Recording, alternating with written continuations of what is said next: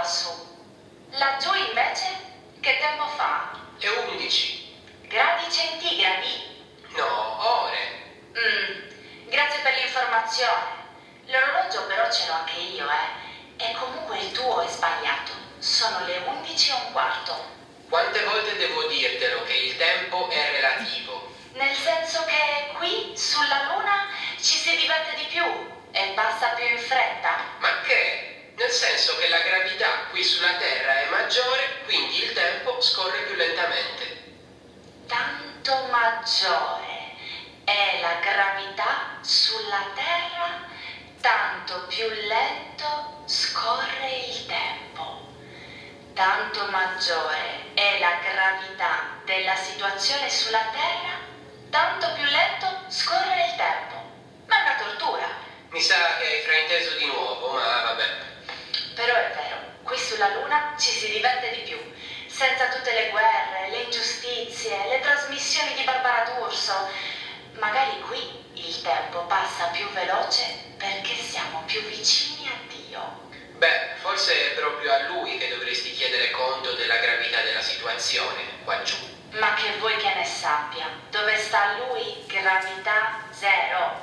Il tempo passa talmente veloce che neanche si accorge di cosa succede da voi sulla Terra.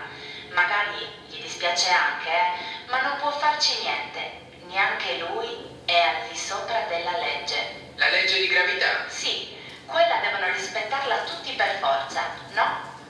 La materia dice allo spazio-tempo come curvarsi. Lo spazio-tempo dice alla materia come muoversi. Ma tu ci credi davvero? Nella legge di gravità? Fino a prova contraria, sì. È in Dio. Padre nostro, che sei nei cieli, smetti di pensare a noi. Devi renderti conto che non sono infallibili gli dèi e che noi altri perdoniamo tutto.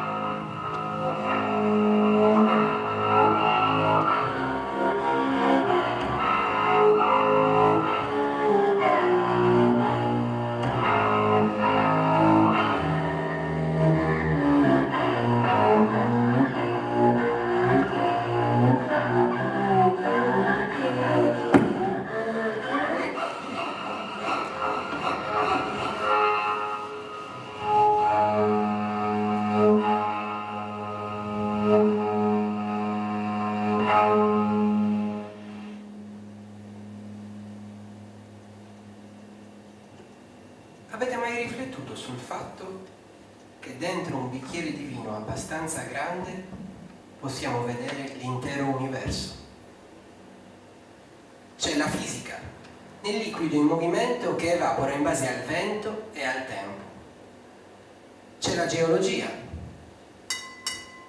nel cristallo del bicchiere, nient'altro che un distillato di rocce della Terra. Nella sua composizione vediamo i segreti dell'età dell'universo, l'evoluzione delle stelle.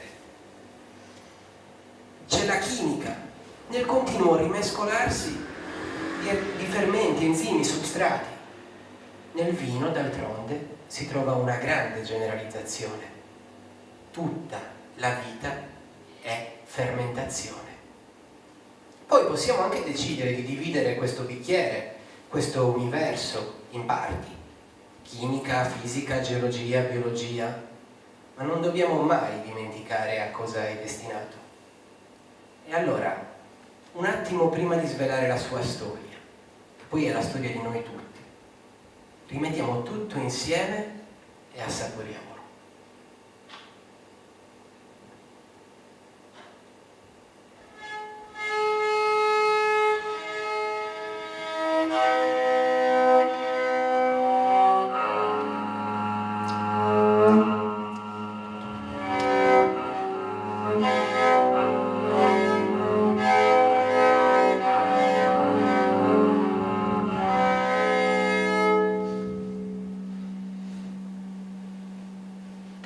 La storia che vogliamo ripercorrere è quella dell'universo in cui viviamo.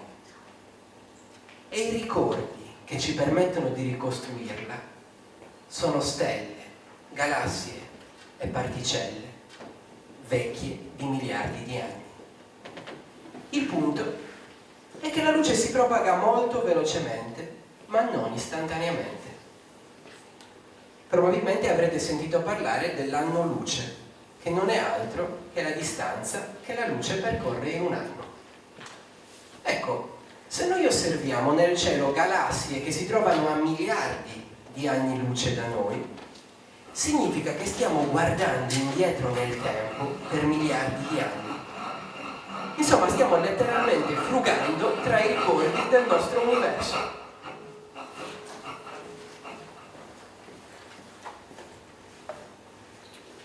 Quando ero piccolo io ero molto indeciso tra il sogno di fare l'astronauta e quello di fare l'archeologo. Col tempo sono cresciuto, ma neanche più di tanto. Decisamente non abbastanza per fare l'astronauta. In compenso indeciso ero e indeciso sono rimasto. A pensarci bene ho scelto di non scegliere. Sono diventato un cosmologo, cioè una specie di astroarcheologo.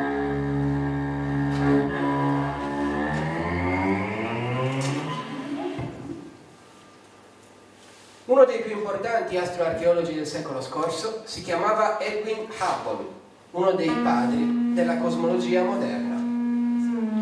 Questo signore nel 1929 si accorge che tutte le galassie che ci circondano sembrano allontanarsi. E più sono lontane, più si allontanano velocemente. La conclusione è che l'universo si espande. E lo fa continuamente. Lo spazio-tempo in cui viviamo si espande, ogni giorno e in ogni direzione, alla maniera di un telo elastico tirato simultaneamente da tutte le parti.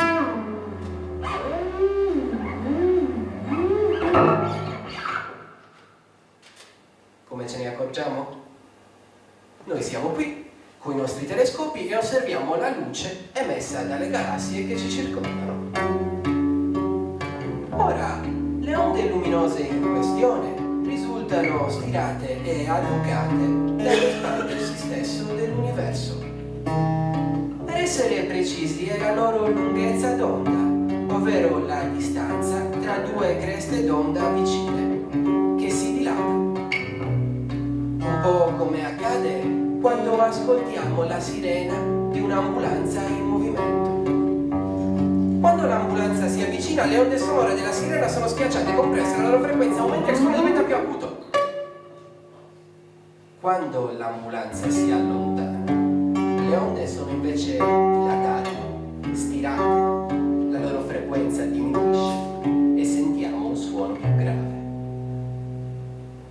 Insomma, possiamo immaginarci le galassie che ci circondano un po' come delle ambulanze con delle sirene di luce. Con l'espansione dell'universo, di fatto, è come se le galassie si allontanassero da noi e ce ne accorgiamo proprio perché le onde luminose, la luce che emettono, ci arriva ad una frequenza minore di quanto ci aspetteremmo.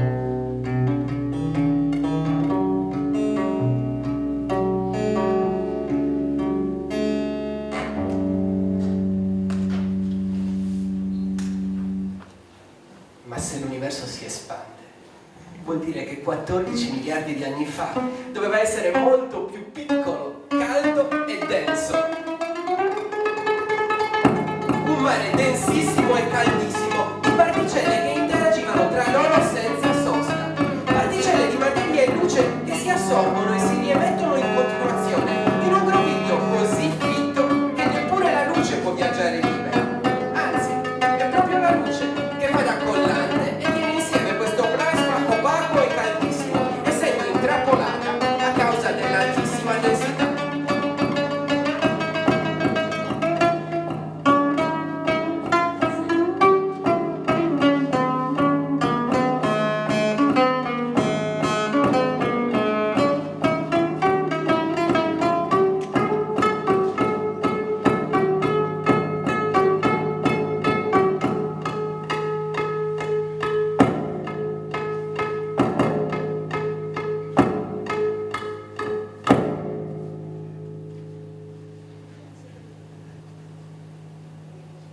Espandendosi però, questo baby universo si raffredda a poco, diminuendo progressivamente la sua densità.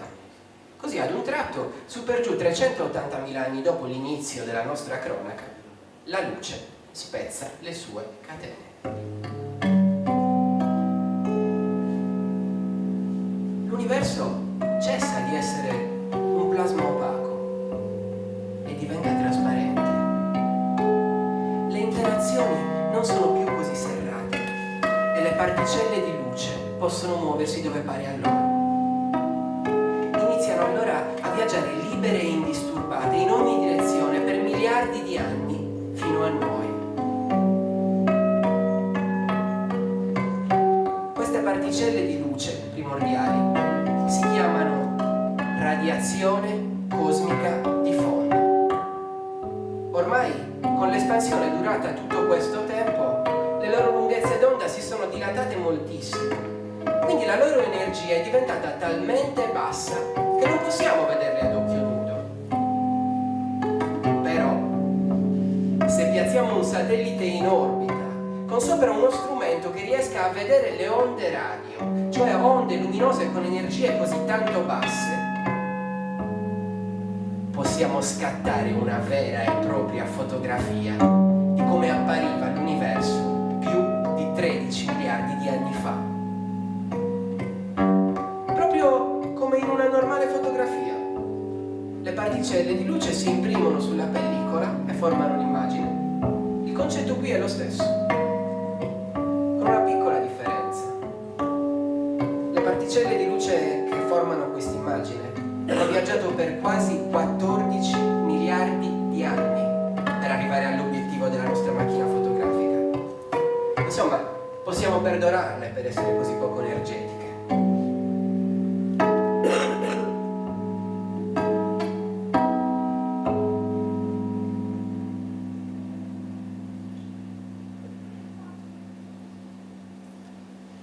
Nel frattempo, vi ho raccontato una bugia.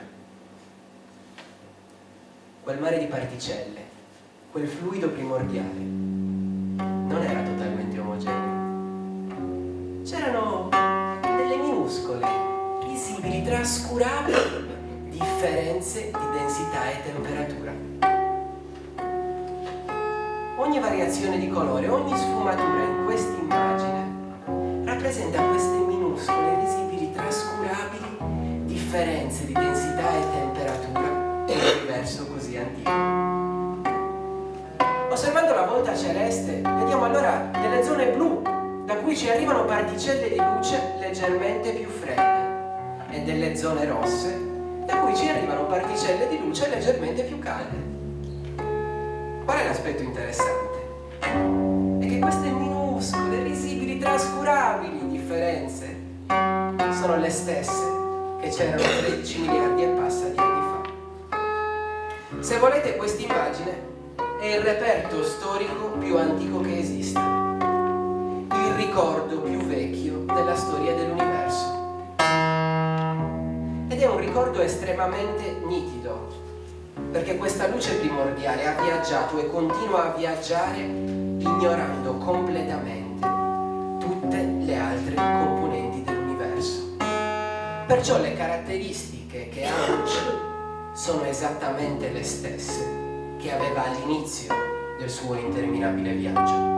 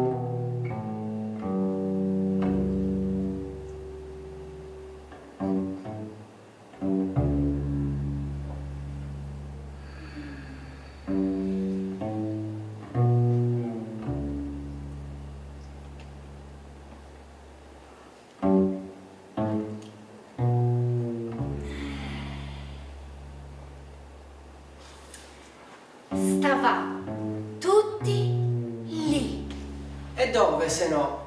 Che ci potesse essere lo spazio? Nessuno di noi lo sapeva. E il tempo? Idem. Così schiacciati, non ce ne facevamo nulla del tempo.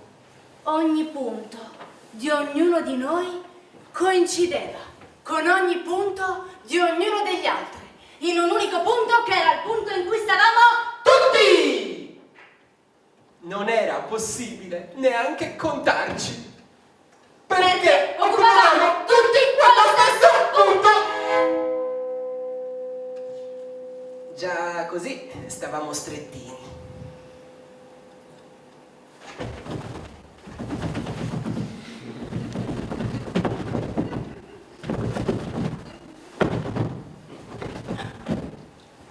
Aggiungete poi tutto il materiale che dovevamo tenere lì ammucchiato, tutta la roba che sarebbe poi andata a formare l'universo, smontato e concentrato, in modo da non riuscire più a riconoscere ciò che sarebbe diventato l'astronomia. Come le stelle! Da ciò che sarebbe diventato la geografia. Come le Alpi o la sella del diavolo. O la fisica.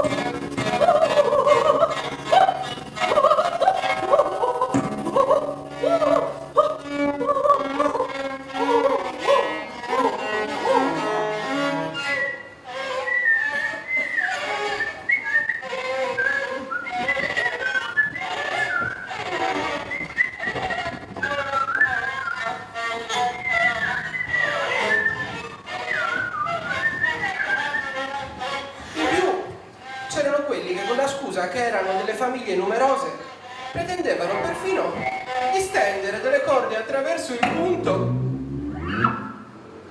per appendere la loro biancheria. C'è chi dice che queste fossero quasi sempre famiglie di immigrati. Come? Se noi altri... Scusa, me lo metti? Grazie. Ecco qua.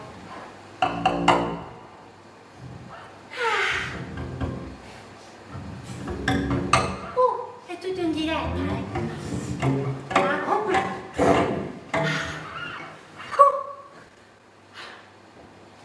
Non ti vedo. Famiglie di immigrati. Come se noi altri fossimo lì da prima e loro fossero venuti dopo. Ma dato che non esisteva né un prima, né un dopo, né un altrove, è chiaro che questo fosse un pregiudizio senza fondamento. Forse è colpa della ristrettezza dell'ambiente.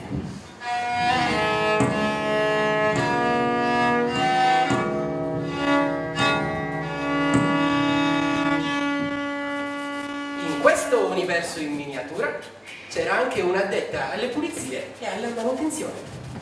Si chiamava Mariuccia e, a dire il vero, non aveva niente da fare in tutto il giorno. Sì, ma solo perché in un punto non può starci neanche un granello di polvere. Tuttavia, ad un certo momento accadde qualcosa di straordinario.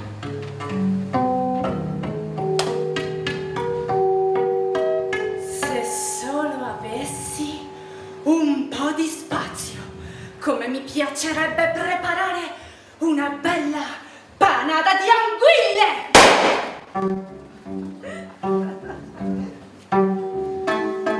In quel momento tutti cominciamo a pensare allo spazio che avrebbero occupato le tonde braccia di Mariuccia, muovendosi avanti e indietro col mattarello sulla sfoglia di pasta.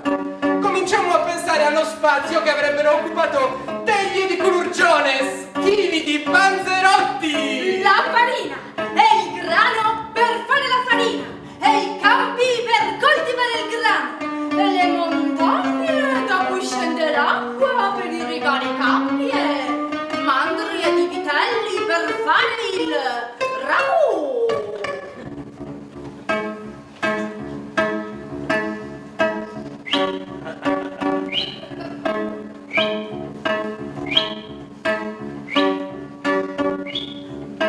Culurgiones! Gnocchi di patate! Lasagne!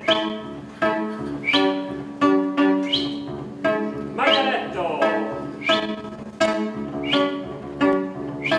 L'agnello!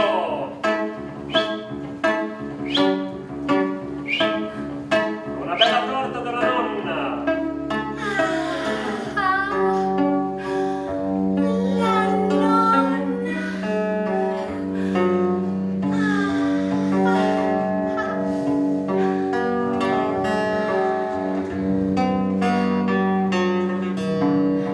Ciao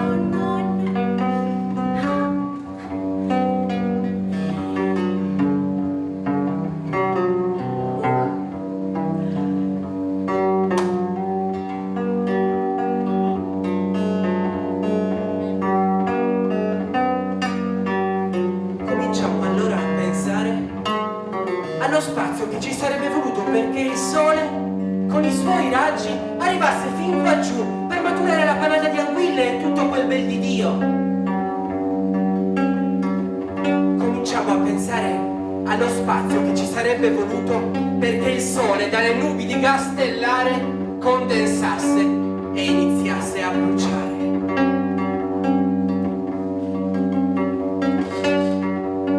E allo stesso tempo quello spazio si formava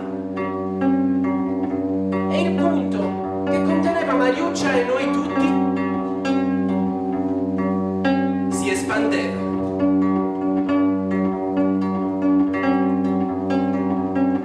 E si formava il tempo.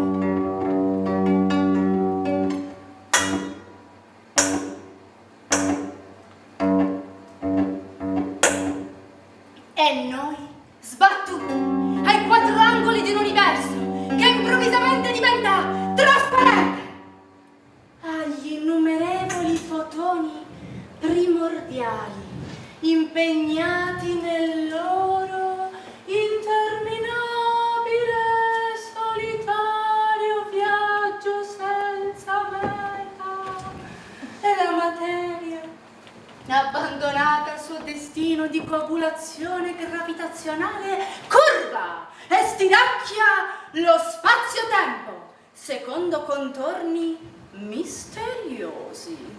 Iniziano allora ad accendersi le galassie con le loro spirali sfolgoranti di luce e al loro centro buchi neri supermassicci reggono ostinati la loro stessa gravità, come serrando i denti, stringendo i pugni e inarcando la gobba. E all'interno di queste galassie miliardi di stelle fiammeggianti, brevi tregue nella lotta tra gravità e termodinamica, intorno a cui milioni di pianeti maturano le loro panade di anguille e culurgionis, i loro boschi e oceani, all'alternarsi delle stagioni cosmiche.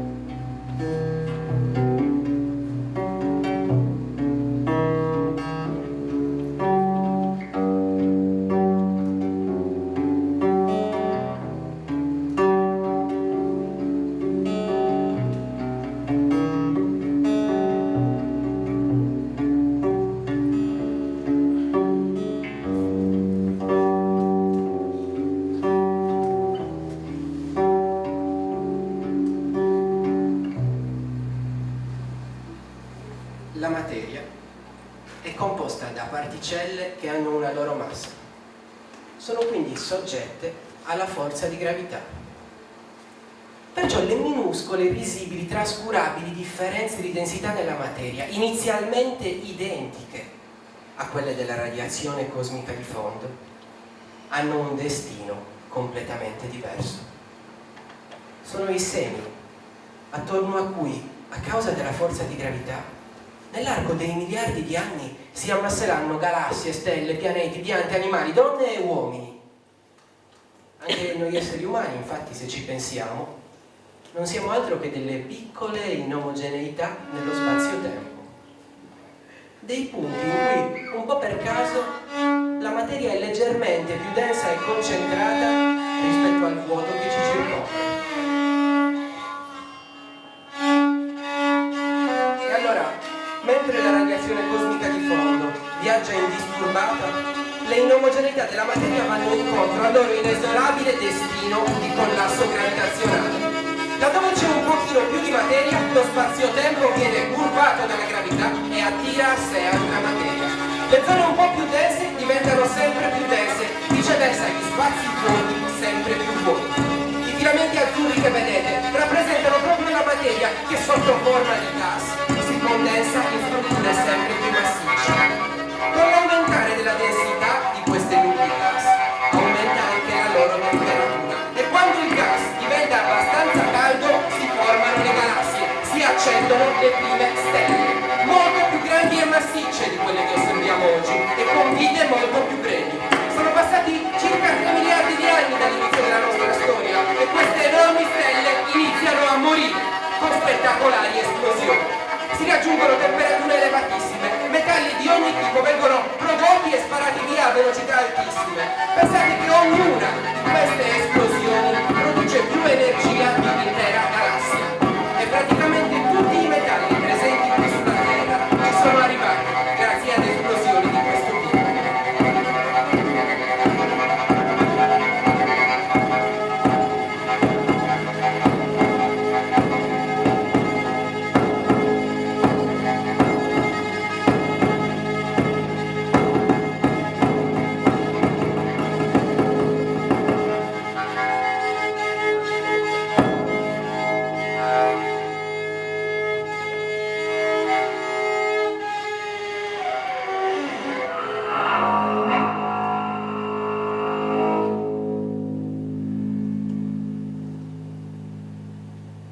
Man mano che i miliardi di anni continuano a scorrere, la situazione diventa più tranquilla. Una strana e oscura forma di energia prende il sopravvento, costringendo lo spazio-tempo ad espandersi sempre più velocemente e impedendo la formazione di nuove galassie.